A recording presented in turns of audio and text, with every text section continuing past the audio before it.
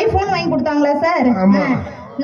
5 நாளைக்கு முன்னாடி கிட்னியை வித்து ஐபோன் வாங்கி கொடுத்த நியூஸை பார்த்த நம்ம அண்ணன், அதே 5 நாளைக்கு முன்னாடி புதுக்கோட்டையை சார்ந்த கண்ணன் அப்படிங்கிற ஒரு இளைஞன் தன்னோட ரோட்ல நடந்து போயிட்டு இருக்கும்போது அந்த மின்சாரம் பாய்ந்திருக்கக்கூடிய அந்த தண்ணியில ஒரு சின்ன பையன், ஸ்கூல் பையன் மாட்டிட்டான். அதை பார்த்த உடனே அந்த கண்ணன் அப்படிங்கிற அந்த இளைஞன் தன்னுடைய உயிரையும் பொருள்படுத்தாம அந்த குழந்தைய உடனடியா தூக்கி அவனுக்கு முதலுதவி செய்து அவன் உயிரை காப்பாத்தினான்.